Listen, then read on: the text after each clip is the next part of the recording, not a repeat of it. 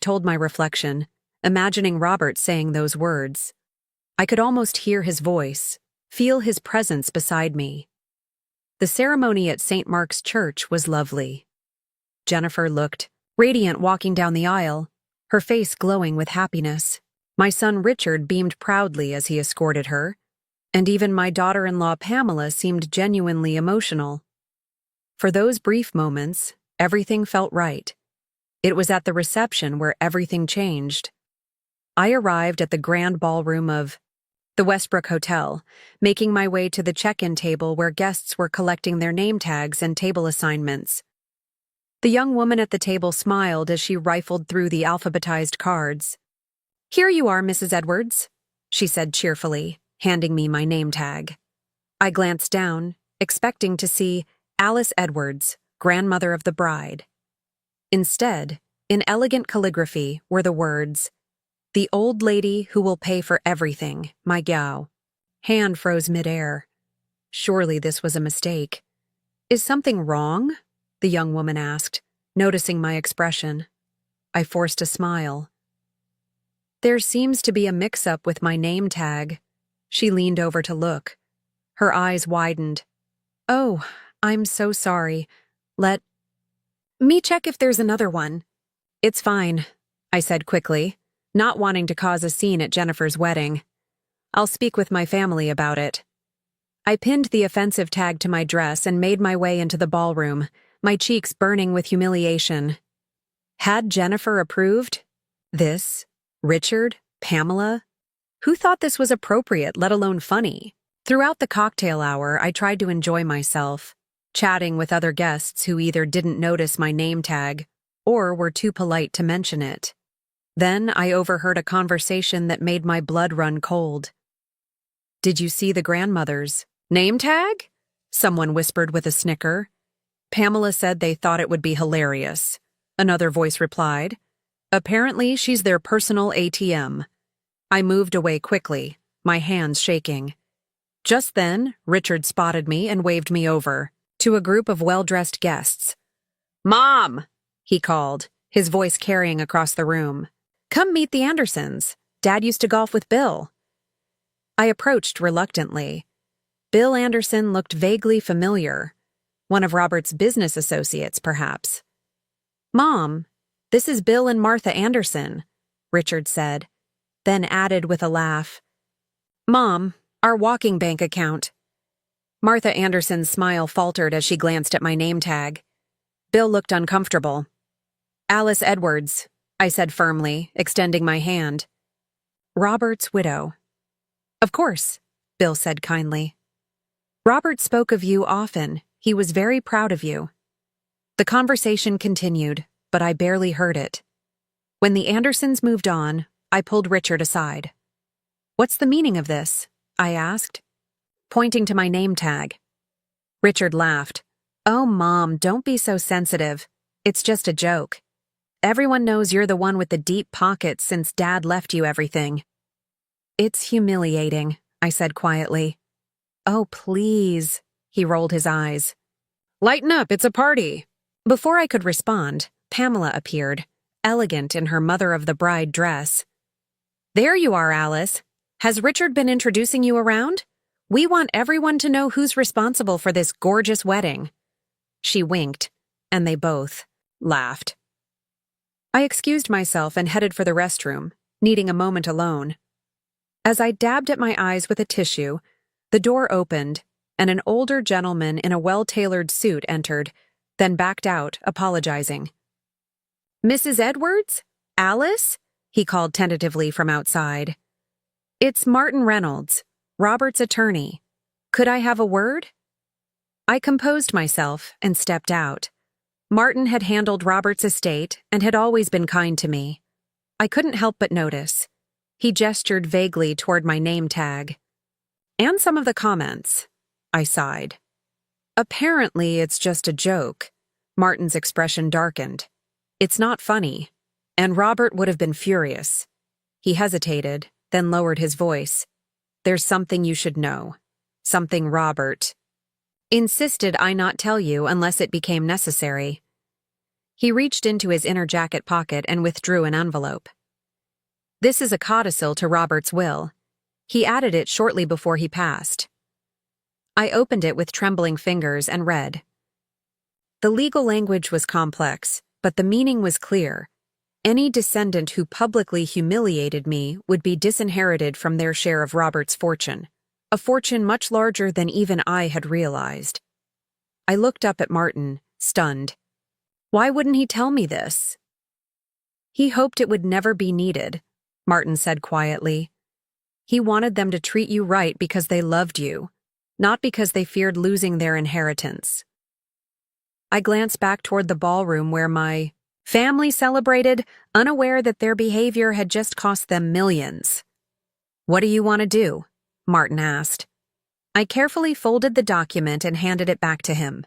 "Nothing. Not yet. I need to see just how far they'll go." As I returned to the reception, the name tag felt heavier against my chest. But now, instead of shame, I felt something different stirring inside me. A determination to finally see my family for who they truly were. The morning after Jennifer's wedding, I sat alone at my kitchen table, still in my bathrobe, staring at the offensive name tag I'd placed in front of me. The elegant calligraphy mocked me. "The old lady who will pay for everything." I traced the letters with my fingertip, remembering how Robert would have reacted if he'd seen it. His temper was rare but formidable when someone disrespected those he loved. "They've changed," I whispered to the empty room, as if Robert could hear me. Or maybe they were always this way, and we just didn't want to see it. I got up and moved to the living room, drawn to the large family portrait above the fireplace. It was taken 5 years ago, on our 40th anniversary. Robert sat, in the center, still robust despite the early signs of the illness that would later claim him. I stood beside him, my hand on his shoulder. Richard and Pamela flanked us, and Jennifer and her brother Michael, then teenagers, stood in front. We looked happy. We looked like a family. When exactly had things changed? The question haunted me as I made my morning tea. Perhaps it had been gradual, so subtle I hadn't noticed the erosion of respect until it was too late. The first clear memory came just 6 months after Robert's funeral. Richard and Pamela had invited me to dinner, a rare occurrence even then. They'd been unusually attentive, asking about my well-being, reminiscing about Robert. Then, over dessert, they'd broached the real purpose of the evening. "Mom," Richard had said, refilling my wine glass, "Pamela and I have been thinking about remodeling our kitchen. Nothing fancy, just updating the appliances, new countertops, that sort of thing." "That sounds lovely," I'd replied, oblivious to what was coming. "The thing is," Pamela continued smoothly, "with college tuition for the kids and everything else, we're a bit stretched right now."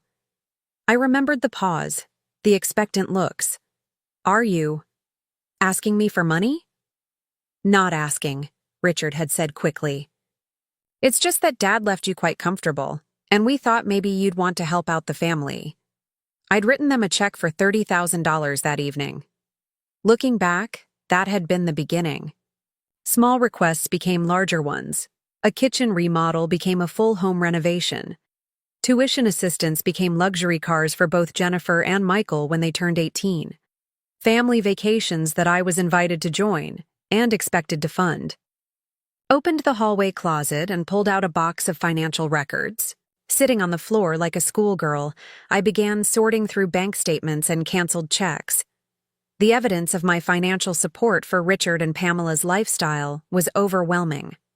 Over 3 years, I had given them nearly $250,000.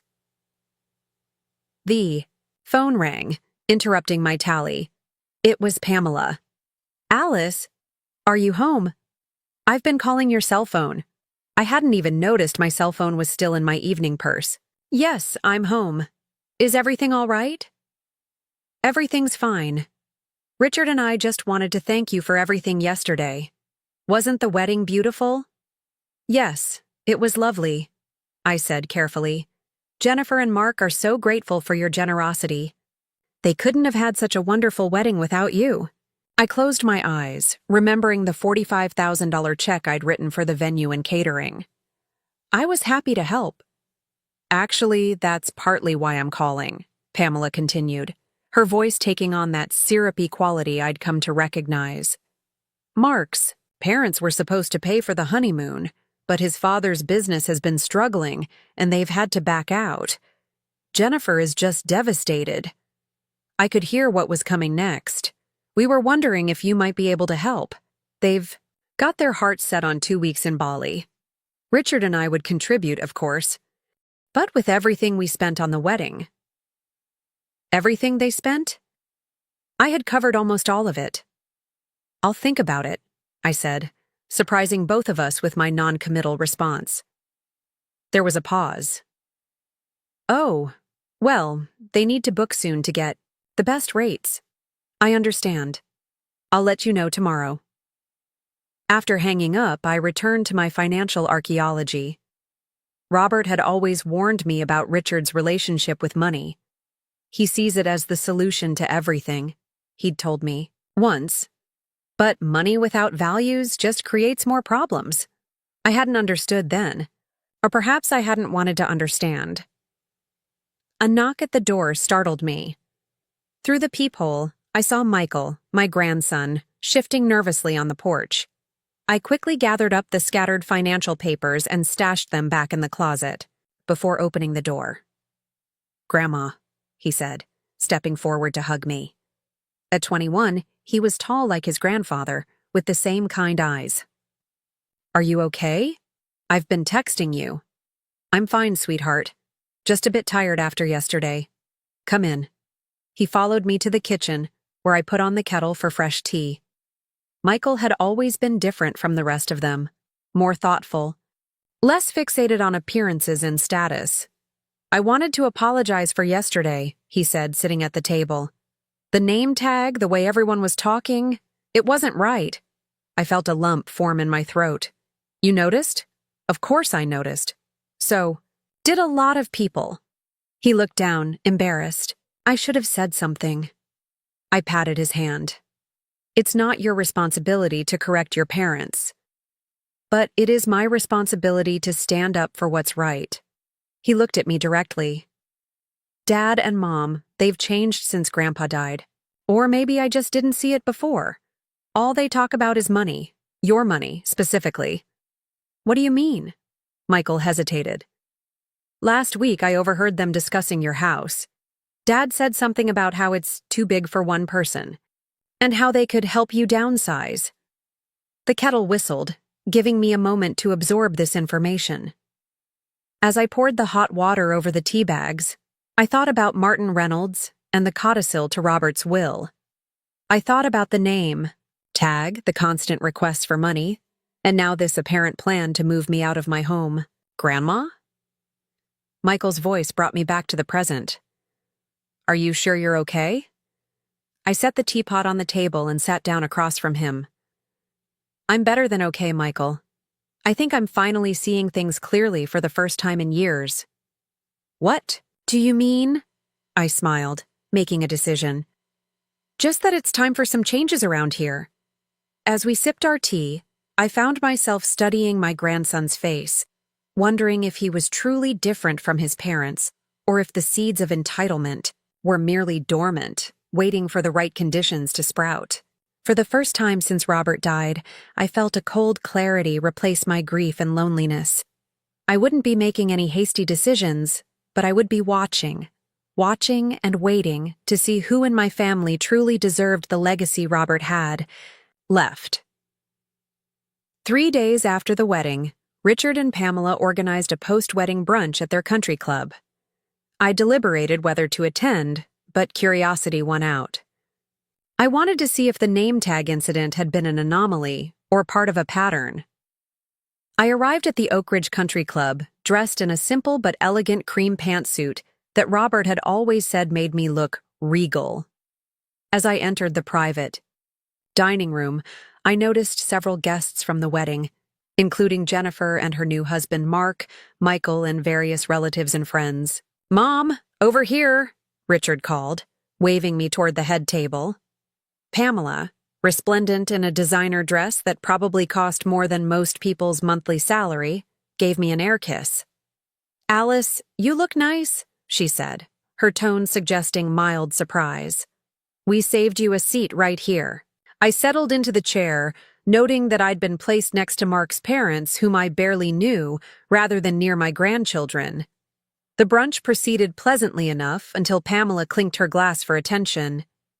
We want to thank everyone for coming today and for helping make Jennifer and Mark's wedding so special, she began. And of course, a special thank you to Grandma Alice, who has been so incredibly generous.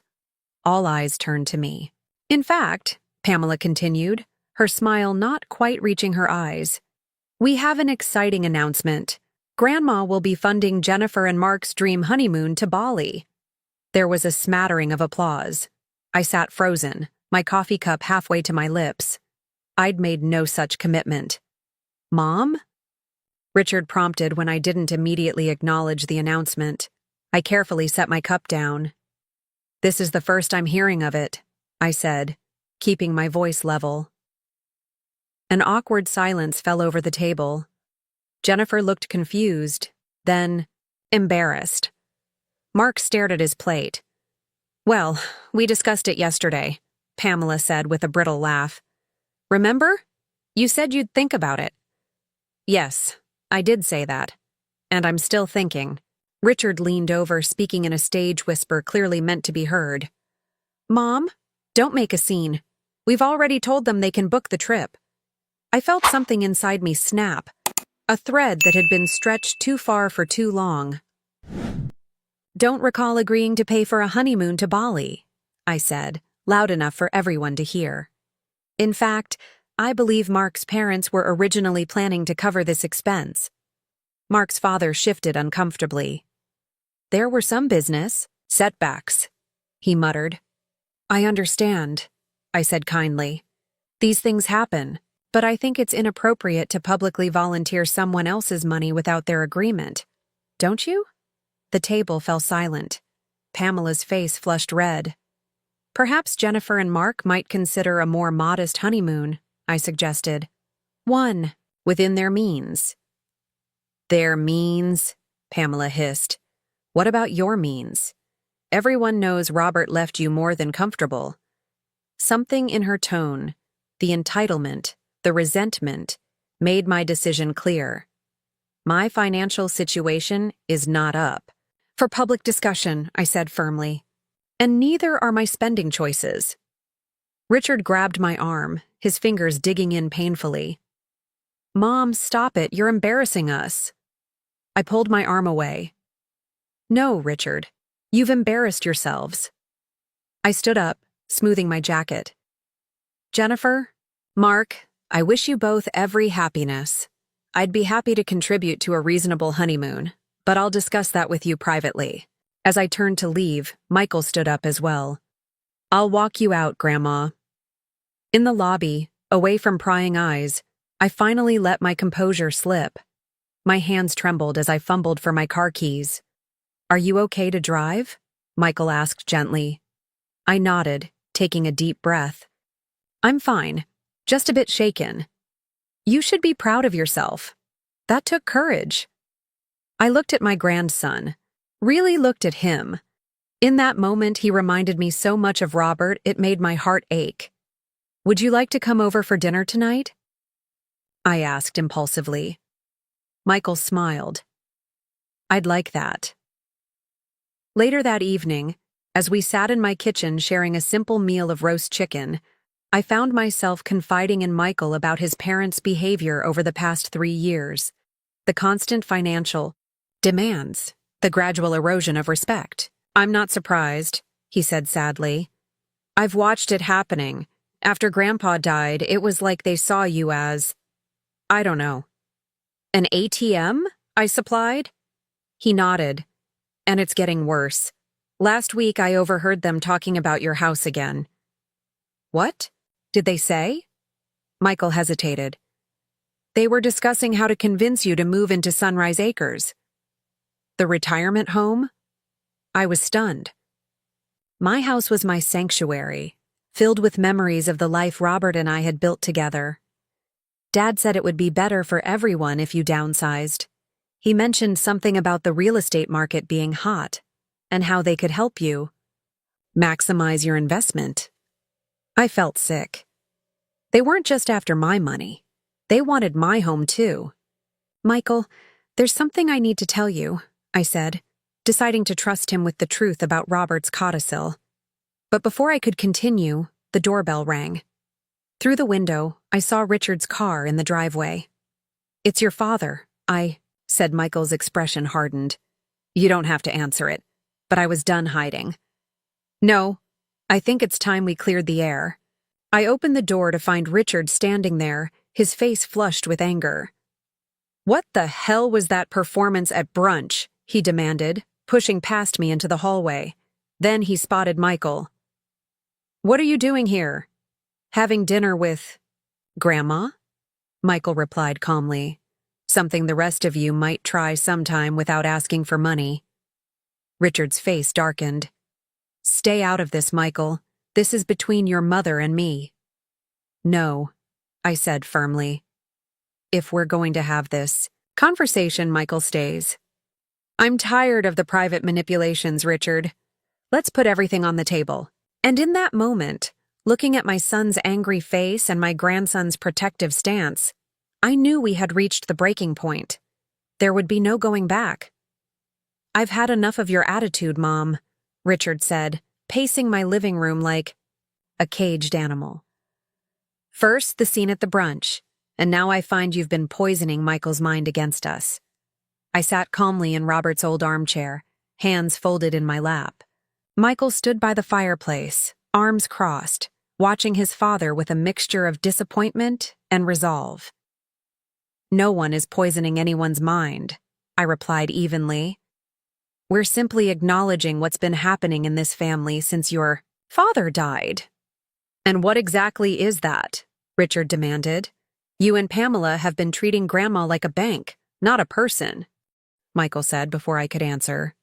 "The name tag at the wedding, volunteering her to pay for Jennifer's honeymoon without asking first, talking about selling her house behind her back." "You've been spying on us?" Richard's face flushed darker. "I've been paying attention," Michael countered. "Something you might try sometime." Richard turned to me, his expression shifting to the conciliatory tone he always used when he wanted something. "Mom, you're misunderstanding everything. We're just trying to help you manage your finances wisely. You're not getting any younger. And I'm 65, Richard, not 95, I interrupted. "My mind is perfectly sharp, and I'm more than capable of managing my own affairs. But Dad left you so much—" "Stop." I held up my hand. "Robert left me exactly what he intended to leave me. His estate is not a family piggy bank." Richard's false smile vanished.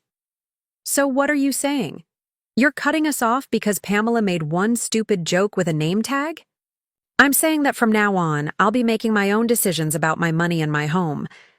If Jennifer and Mark want a honeymoon in Bali, they can save for it like most young couples do. If you and Pamela want a bigger house, you can work for it." Richard stared at me as if I'd suddenly started speaking a foreign language. Then he turned to Michael. "I want to speak to my mother alone." "I'm staying," Michael said firmly. "This is family business." "Exactly," Michael replied.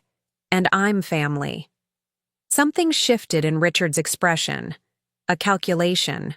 A reassessment. He'd always been able to manipulate me when we were alone, playing on my emotions, my grief for Robert, my desire to keep the peace. But with Michael present, those tactics wouldn't work. "Fine," he snapped, heading for the door. "But this isn't over, Mom. Not by a long shot." After he left, Michael let out a long breath. "I'm sorry, Grandma." "For what, sweetheart? You've done nothing wrong." "For not standing up sooner, for letting them treat you this way." I rose and hugged him tightly. "You're standing up now. That's what matters." After Michael left, I sat in the quiet of my home, thinking about Robert, about the codicil to his will, about the family we'd raised, together. Had we gone wrong somewhere with Richard? Or had he always had this streak of entitlement that we'd failed to see? More importantly, what was I going to do now? The answer came slowly, taking shape in my mind like a photograph developing. Instead of confronting Richard and Pamela directly with the codicil, which would only make them change their behavior out of fear rather than respect, I would simply let them continue showing their true colors. Meanwhile, I would quietly reclaim my life and my independence. The next morning, I called Martin Reynolds. "Alice," he answered warmly. "I've been hoping to hear from you. After the wedding." "Yes, that's partly why I'm calling." I explained what had happened at the brunch and Richard's visit afterward. "I need to understand exactly what Robert left in his will, Martin. Not just the codicil, but everything." There was a pause. "Perhaps this would be better discussed in person. Could you come to my office this afternoon?" 3 hours later, I sat across from Martin in his well-appointed office as he explained the full extent of Robert's estate. The numbers took my breath away. "Robert built several companies over his lifetime," Martin explained, "and sold them at just the right moments. His investments were extremely conservative, which means they weathered the economic downturns beautifully." "Knew we were comfortable," I said faintly. "But this. Robert was a private man when it came to money. He didn't believe in flaunting wealth." Martin smiled. "He always said you married him when he had nothing but potential in a beat-up Chevy, so he never wanted you to become one of those women who only care about designer labels and country club memberships." I laughed softly, hearing Robert's voice in those words. "That sounds like him." "As for the codicil," Martin continued, "it's straightforward but powerful. Any descendant who publicly humiliates you forfeits their entire inheritance. The name, tag incident at the wedding would certainly qualify. And the brunch? That too, most likely. But Alice, you don't have to make any decisions right now. The codicil remains in effect for your lifetime." I nodded, thinking, what if I wanted to make some changes of my own? To my will, to how my assets are managed. Martin leaned forward. "What did you have in mind?" By the time I left Martin's office, I had a plan. No dramatic confrontations, no ultimatums, just a quiet reclaiming of my life and my power. First, I called my old friend Eleanor, whom I hadn't seen much since Robert's death. We arranged to meet for lunch the following day. Then I stopped by the community center and picked up a brochure for their adult education classes. Robert had always encouraged me to pursue my interest in painting. Perhaps it was time. At home, I sat at my computer and began researching small business loans. Michael had mentioned wanting to open a bookstore after college, but was worried about the startup costs. A genuine investment in my grandson's future seemed like a perfect use of some of my resources. When my phone rang and I saw it was Pamela, I let it go to voicemail. The old Alice would have answered immediately, anxious about what emergency or demand might be coming. But that Alice was fading away, replaced by a woman who was finally recognizing her own worth.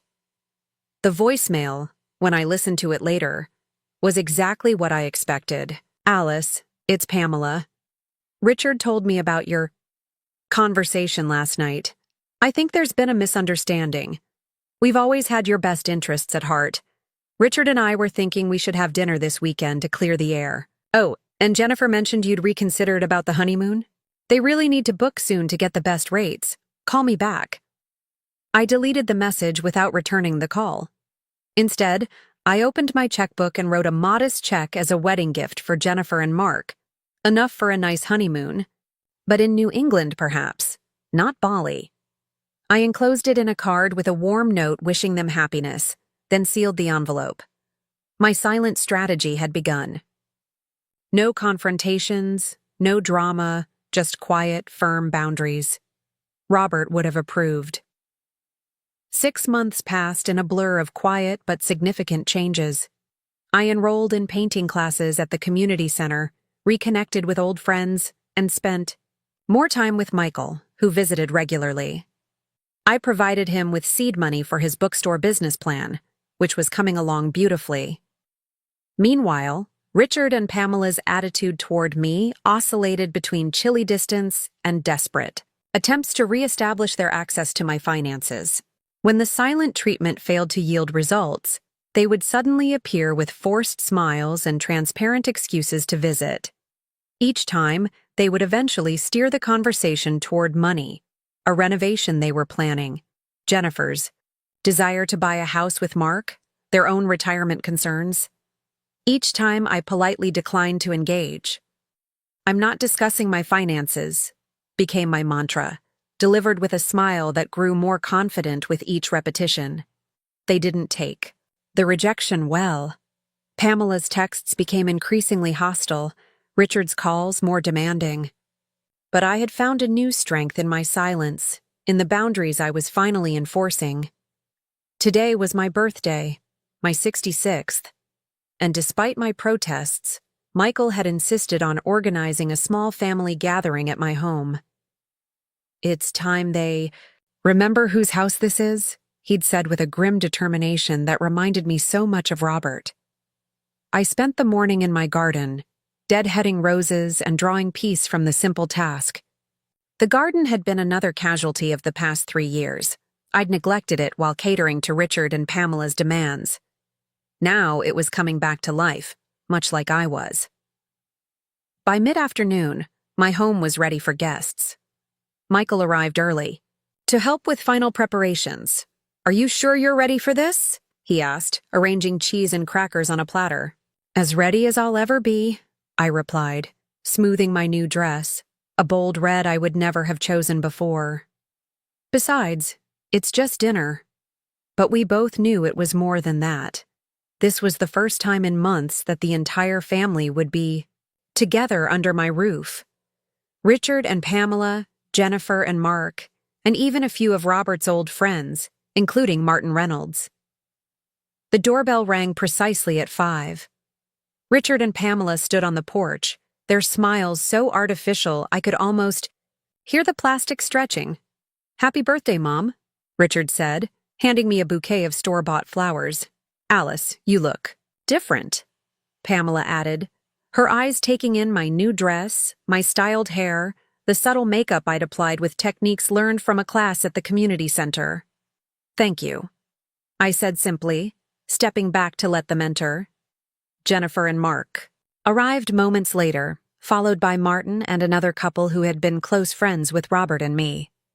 I moved through the greetings and small talk with a composure I would have found impossible 6 months ago.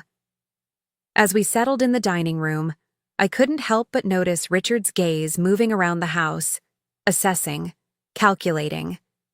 Pamela's eyes kept returning to the new painting hanging on the wall, a landscape I'd created myself. "Did you redecorate, Alice?" she asked, her tone suggesting she found the changes disturbing. "Just a few updates," I replied. "I've been taking painting classes." "Painting classes?" Richard echoed, as if I'd said I was learning to fly spaceships. "Grandma's really talented," Michael said proudly. "She's already sold 2 pieces at the community art fair." "Sold?" Pamela looked genuinely confused. "But why would you need to sell paintings?" I smiled. "It's not about need, Pamela. It's about joy." An uncomfortable silence fell over the table, broken by Mark asking about the bookstore Michael was planning to open. "It's coming along great," Michael said. "Thanks to Grandma, I've got the business plan finalized and I'm looking at locations." Richard's head snapped up. "Thanks to Grandma? What does that mean?" Michael met his father's gaze steadily. "Grandma's investing in my bookstore." "Investing?" Richard's voice rose. "With what money?" "My money," I said quietly. "But," Richard began, then caught himself, glancing at the other guests. "Maybe we should discuss this privately, Mom." "There's nothing to discuss," I replied. "I'm making my own financial decisions now." Richard's face darkened. He looked like he wanted to say more, but Jennifer interrupted with a story about their honeymoon to Cape Cod, the destination they'd chosen after receiving my modest gift. The conversation shifted, tension temporarily diffused. After dinner, as we moved to the living room for coffee and dessert, Pamela cornered me in the kitchen. "Alice, what's going on with you?" she demanded in a harsh whisper. "First, you refused to help with the honeymoon, then we hear nothing from you for months, and now you're throwing money at Michael's pipe dream?" "It's not a pipe dream," I replied, calmly.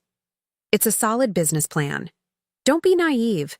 Bookstores aren't profitable anymore. He's using you." "No, Pamela. I'm supporting my grandson's ambition. There's a difference." Her eyes narrowed. "Richard and I have been talking. We think it's time you consider moving somewhere more manageable. Sunrise Acres has lovely apartments, and the money from selling this house could help all of us."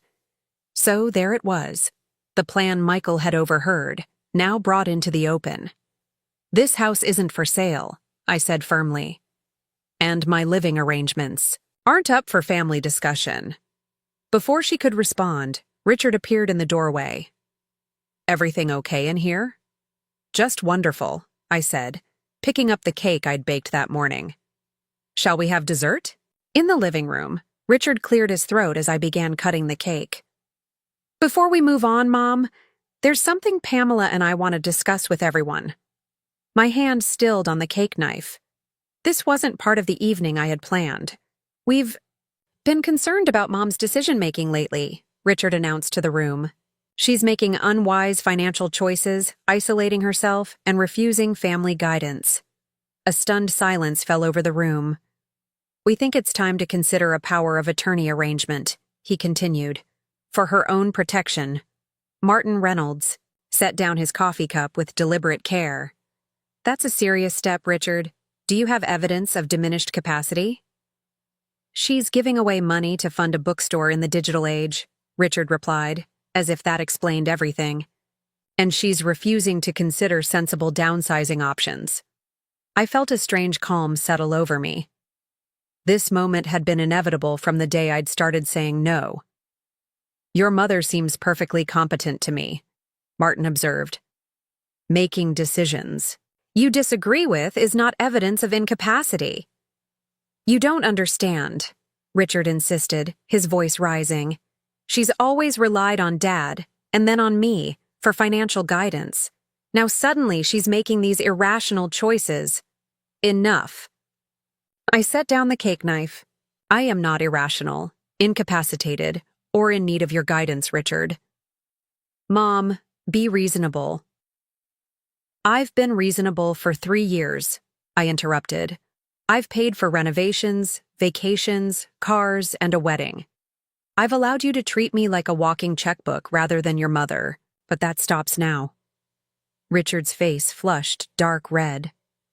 "Is this what you want?" he demanded, gesturing around the table. "To humiliate us in front of everyone? To make us look like villains?" "No, Richard," I said quietly. "You've managed that all on your own. You selfish old woman," he hissed, standing up so abruptly his chair nearly toppled. "After everything we've done for you—" "Richard!" Pamela tugged at his arm, suddenly aware of how this looked to the others. But Richard was beyond caring. "You think you can just cut us off? Dad would be ashamed of you." It was at that precise moment that Martin Reynolds cleared his throat and spoke the words that would change everything. "Actually, Richard," he said, "your father anticipated this exact situation." The silence that followed Martin's words was absolute. Richard stood frozen, his mouth slightly open, as Martin reached into his jacket and removed a familiar envelope. "Robert added a codicil to his will shortly before he passed," Martin explained to the stunned room. "He was concerned about how Alice might be treated after he was gone."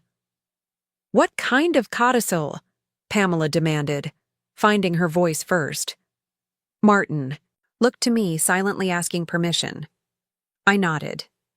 "The codicil states that any descendant who publicly humiliates Alice forfeits their entire inheritance," Martin said, his voice steady. This includes treating her with disrespect, attempting to control her finances against her wishes, or trying to force her from her home. That's ridiculous, Richard sputtered. Dad would never— He did, Martin interrupted. And as executor of his estate, I've been documenting the incidents over the past several months. He turned to me.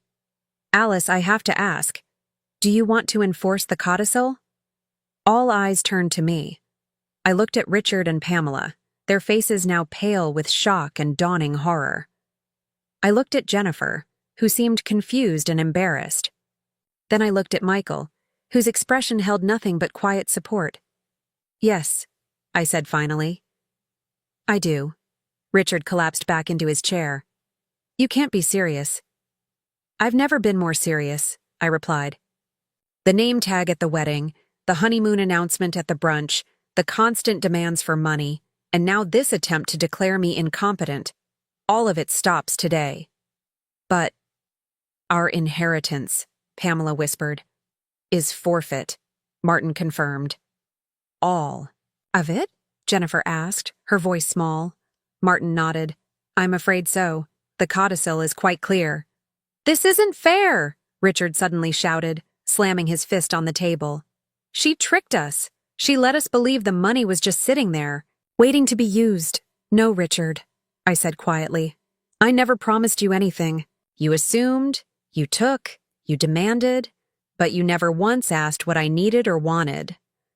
What about Jennifer and Mark? Pamela asked desperately. They haven't done anything wrong. Martin consulted his notes. Jennifer was present at several incidents, but didn't actively participate in the humiliation. However, she also never spoke up to defend Alice. Jennifer's eyes filled with tears. I'm sorry, Grandma. I should have said something at the wedding about the name tag. I reached across the table and took her hand. We all make mistakes, sweetheart. The question is what we learn from them. So what happens now? Mark asked, putting his arm around Jennifer. Now, Martin said, according to the terms of the codicil, Richard and Pamela's share of Robert's estate is redistributed. To whom? Richard demanded. Half goes to Alice outright, Martin explained. The other half is divided among descendants, who have shown her proper respect and care. All eyes turned to Michael, who looked genuinely surprised. I didn't know, he said quickly. I swear, Grandma, I had no idea about any of this. I know, sweetheart, I assured him. Your grandfather would be proud of the man you've become. Richard stood up again, his face contorted with anger. This is a setup, a conspiracy. I'll contest it in court. You're welcome to try, Martin said calmly. But the codicil is legally binding, and we have ample evidence of the conditions being met. Alice? Pamela began, her voice suddenly honey-sweet. Surely we can work this out as a family? We never meant— Save it, Pamela, I cut in. It's too late for that. So that's it? Richard demanded. After everything we've done for you, you're just cutting us off? No, Richard, I said, standing to face my son directly. After everything I've done for you, I'm finally standing up for myself. There's a difference. The gathering ended shortly after. Jennifer and Mark left with awkward apologies and promises to call soon. Richard and Pamela stormed out without another word. Martin and the other guests made tactful exits, leaving just Michael and me in the sudden quiet of my home. Are you okay? He asked, helping me clear the barely touched dessert plates. I'm better than okay, I replied, surprised to find it was true. I feel free. 1 year later, I stood in the doorway of Chapter 1, the bookstore Michael had finally opened in a charming converted Victorian house downtown. The morning sunlight streamed through the tall windows, illuminating shelves of carefully curated books and comfortable reading nooks. A coffee counter staffed by Michael's girlfriend Emma served locally roasted beans and homemade pastries. In the children's section, a mural I had painted covered one wall, a whimsical forest scene with hidden animals and fairy houses for young readers to discover. Twice a week, I led story time for neighborhood children, something I'd never imagined myself doing before. The small apartment upstairs had been renovated as well. Not for me. I still loved my home with its memories of Robert, but for a young writer-in-residence program Michael had established with part of his inheritance. The bell over the door jingled, and Jennifer stepped in, pushing a stroller with her 3-month-old daughter Roberta, named after her grandfather. Grandma. Jennifer called, spotting me. "I didn't know you'd be here today." "Just dropping off some new bookmarks I painted," I said, bending to admire baby Roberta. "Hello, little one." Over the past year, Jennifer and I had slowly rebuilt our relationship. After the initial shock of the inheritance revelation, she had made genuine efforts to connect with me independently of her parents. Mark had proven to be a steadying influence, encouraging her to form her own opinions rather than echoing her mother's. Richard and Pamela were a different story. After several failed attempts to contest the codicil, they had moved to Florida, where Richard had taken a job with a former business associate. Our communication was limited to terse Christmas cards and occasional updates through Jennifer. "Have you heard from your parents lately?" I asked as Jennifer settled at a small table with the baby. "Mom called last week," she said with a sigh. "Same conversation as always. Complaints about Dad's job, the house they had to settle for, how unfair everything is." "I'm sorry." "Don't be," Jennifer said firmly. "They made their choices. I've made mine."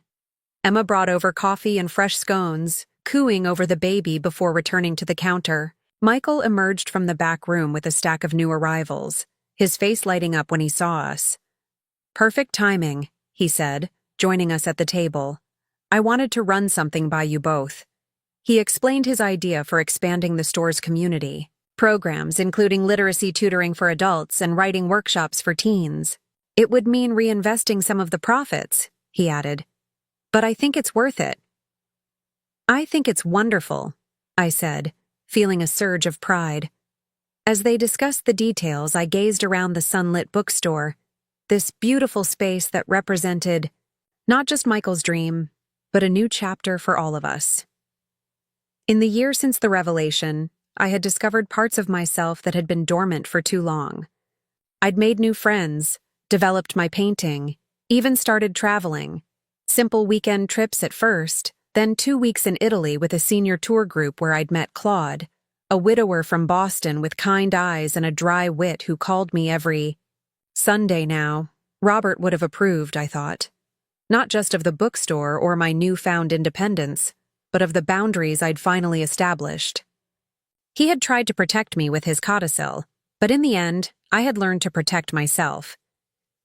Jennifer's baby let out a happy gurgle, drawing me back to the present. This was my family now. Not perfect, not complete, but real. We were building something new from the ruins of what had been lost, and it was